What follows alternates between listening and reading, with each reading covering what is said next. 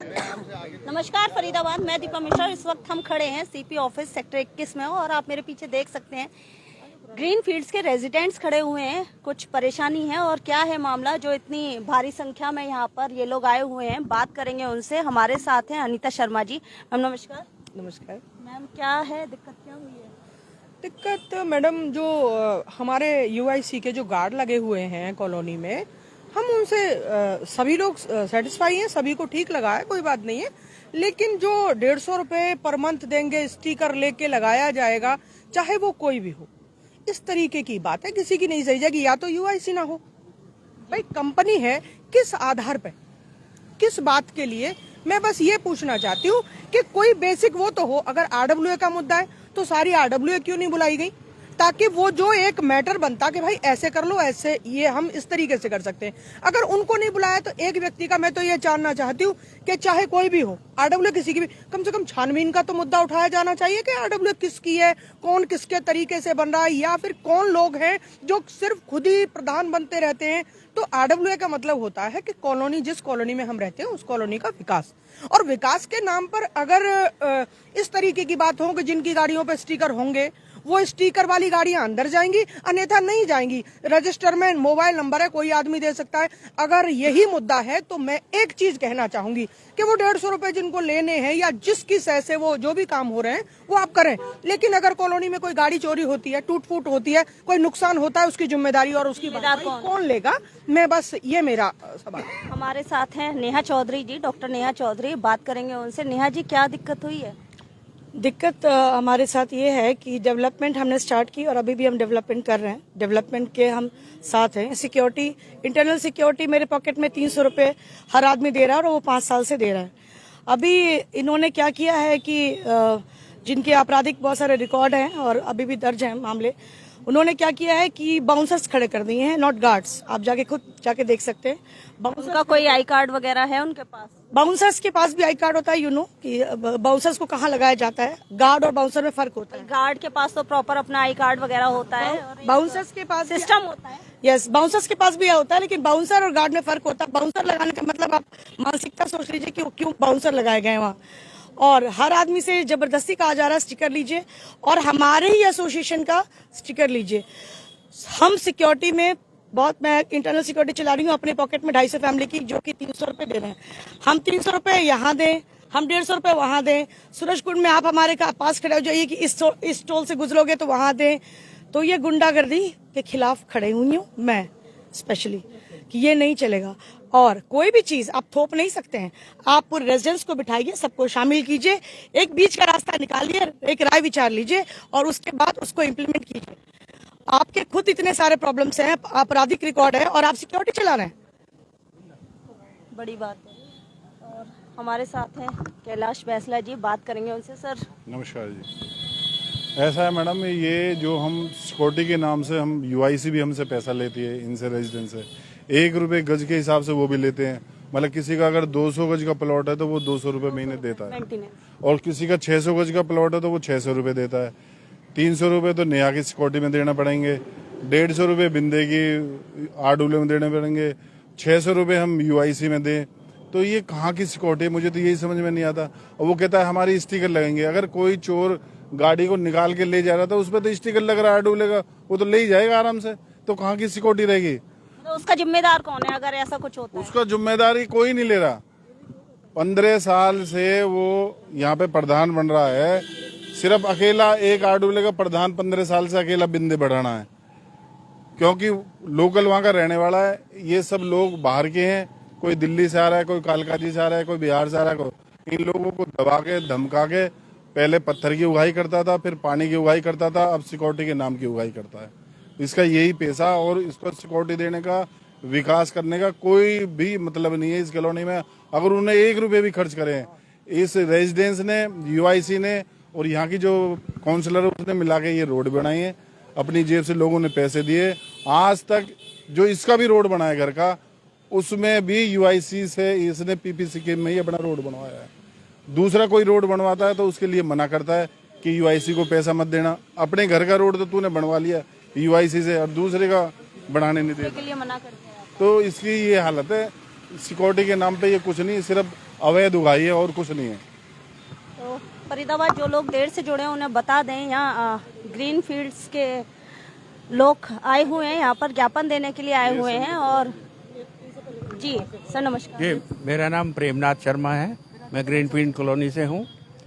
देखिए, आज हम यहाँ कमिश्नर के ऑफिस में जो आए हैं ना, ये एक प्रधान हैं, सेल्फ स्टाइल प्रधान बिंदे बढ़ाना, जो कि अपने आप में सेल्फ स्टाइल है। 15 साल से वो प्रधान ही बना हुआ है और उसके द्वारा एक मतलब के स्टिकर के द्वारा उगाही करने का काम शुरू किया गया है, जिससे कि लोगों को बहुत परेशानी हो रही है और वहाँ पर जबरदस्ती लोगों से उगाही की जा रही है कि नहीं तो अंदर नहीं जाने दिया जाएगा। अब हमें अपने घर में जाने के लिए भी क्या मैंडेटरी कर दिया है, मैंडेटरी, क्या आप वहाँ जाने के लिए, अपने घर जाने के लिए भी पैसे देने पड़ेंगे गेट के अंदर जाने के लिए। तो इसलिए हम यहाँ कमिश्नर साहब के यहाँ आए थे और उन्होंने हमें आश्वासन दिया है, हमारे सामने ही चौकी इंचार्ज को फोन करके उसको स्पीकर पे रखा और उसको इंस्ट्रक्शन दी है कि इसको मामले को सॉल्व करके जल्दी से जल्दी मेरे को रिपोर्ट करो। बस यही चीज। अब आगे हम अभी चौकी इंचार्ज के पास जाएंगे, उनसे पूछेंगे कि अब वो क्या कर रहे हैं और उम्मीद करते हैं कि भाई इनकी इंस्ट्रक्शन, कमिश्नर साहब की इंस्ट्रक्शन देने पे ये मामला सॉल्व हो जाएगा। जी सर। सिक्योरिटी के सभी पक्षधर हैं, यहाँ जितने भी लोग आए हैं, जितनी भी RWs हैं, सारे सिक्योरिटी ग्रीनफील्ड्स कॉलोनी में चाहते हैं।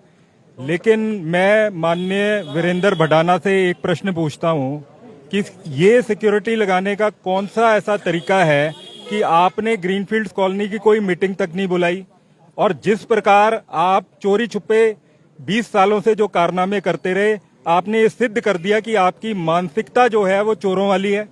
आप चोरी से ही ये सिक्योरिटी लोगों पे थोप रहे हैं, जबकि आपको कोई इंटीमेशन नहीं था रेजिडेंट्स को ये जो रूल स्टार्ट किया स्टिकर? कोई इंटीमेशन नहीं है मैम। अगर ये अपने आप को प्रधान कहते हैं किसी भी सोसाइटी का, तो सोसाइटी का एक नॉर्म होता है, society registrar of society act 2012 के तहत चलनी चाहिए। उसमें नोटिफिकेशंस होती हैं, आप नोटिफाई करिए लोगों को, आप बुलाइए। और ये कैसी सिक्योरिटी है जब ऑलरेडी लोग इंटरनली अपनी सिक्योरिटी कर रहे हैं, ब्लॉक्स बने हुए हैं, वो क्या 2-2 बार पैसे देंगे? और अर्बन इंप्रूवमेंट कंपनी भी इनडायरेक्टली हमसे पैसा लेती है, क्या हम उनकी भी पूर्ति करेंगे? मिडिल क्लास लोग हैं यहाँ के। और दूसरी बात, सिक्योरिटी की ये बात कर रहे हैं, दयाल नगर खुला हुआ है, EWS कॉलोनी खुली हुई है, कोई बाउंड्री वॉल्स नहीं है। हम 20 साल से ये बात कह रहे हैं कि सबसे पहले हमारी बाउंड्री होनी चाहिए। जब UIC हमें सिक्योरिटी देती थी तो ये श्रीमान ने चिल्ला चिल्ला के उस सिक्योरिटी को बंद करा दिया था और लोगों को कहा था कि आप पैसा देना बंद कर दें, हम ग्रुप 4 की सिक्योरिटी लगाएंगे। 20 साल से हम ये आश्वासन सुन रहे हैं। जब लोगों ने, यहाँ के लोगों ने अपनी अपनी सिक्योरिटी करनी शुरू करी, तो ये मौका परस्त इंसान ने उस मौके को का फायदा उठाने के लिए एक ये चाल चली है और जिसमें ये नाकाम होंगे। और आज हमने अपनी बात माननीय कमिश्नर साहब के समक्ष रखी है। जितने हमारे वरिष्ठ साथीगण हैं और जितने लोग हैं, क्या इन लोगों ने कॉलोनी के लिए कुछ नहीं किया? और वीरेंद्र भडाना कहते हैं कि ग्रीनफील्ड मेरा परिवार है। क्या जितने लोग यहाँ आए हैं, क्या ये परिवार के सदस्य नहीं है? क्या आप अकेले ही सब कुछ तय कर लेंगे? और दूसरी बात है, 20 सालों से आप चुनाव नहीं करवाते हैं, तभी ये दूसरी, तीसरी, चौथी RWA बनी है। और अगर ये शुरू में ही इम्प्लीमेंटेशन हो जाता, जो हम इनसे मांग करते रहे कि स्टार्टिंग में ही ये हो जाना चाहिए था जब आबादी कम थी, इन्होंने उसको इसलिए नजरअंदाज किया क्योंकि इनका माइनिंग का कारोबार चलता था, इनका वाटर माफिया चलता था, उसकी कोई रोक टोक ना हो, टू एंड फ्रो इजीली हो, तो ये सारे काम इन्होंने इसलिए उठाए नहीं। आज ये बहुत धर्माचार्य बन रहे हैं। तो मैं इनसे स्पष्ट, हम किसी भी चुनौती के लिए तैयार हैं, हम किसी भी ऐसे आदमी से नहीं डरते, हम तो ईश्वर को प्यार करने वाले लोग हैं और ईश्वर हमारा सबसे बड़ा संरक्षक है। और ऐसे संरक्षक जो अपने आप को मंदिर के अंदर भी संरक्षक बताते हैं, भगवान का कौन संरक्षक हो सकता है? तो इनकी मानसिकता आपको यहीं से समझ जानी चाहिए। जय हिंद, धन्यवाद। जी इस बात में कहना चाहूँगा, मैं आवासीय सुधार मंडल जो यहाँ की RWS का जनरल सेक्रेटरी हूँ। आपने अभी सुना होगा, सब जगह न्यूज़ों में चल रहा है कि 12 साल से हमारी कॉलोनी पे स्टे चल रहा है। हाँ, वो इसी संस्था ने लिया है जो तुगलकी फरमान जारी करके कह रही है कि केवल हमारा ही स्टिकर लेगा तो गाड़ी जाएगी। और अभी विधानसभा में भी मुद्दा गूंजा है कि दो लोग जो अपने निजी स्वार्थ से कोर्ट में चले गए हैं, इसकी वजह से विकास नहीं हो पा रहा है। तो क्या ऐसी संस्था जिसने स्टे ले रखा है और सीवर के पानी में से लोगों को जाने के लिए मजबूर कर दिया, उसका स्टिकर कोई लगा लेगा? उसका स्टिकर कोई भी नहीं लगाएगा। तो ये केवल एक गुंडागिर्दी है और ये बहुत ही ज्यादा निंदनीय कार्य है। सबसे पहले ये रेजिडेंट्स कोई भी नहीं चाहता है कॉलोनी पे स्टे लगाए। इन्होंने किसके बिहाफ पे स्टे ले रखा है? इन्होंने कोई एजीएम करवाई है? कोई गवर्निंग एजीएम की मीटिंग करी है? किसी भी डिसीजन लेने से पहले किसी भी रेजिडेंट से कोई सलाह नहीं ली कोई जाती। सलाह नहीं ली जाती है, केवल अपनी मनमर्जी मनमानी थोप दी जाती है।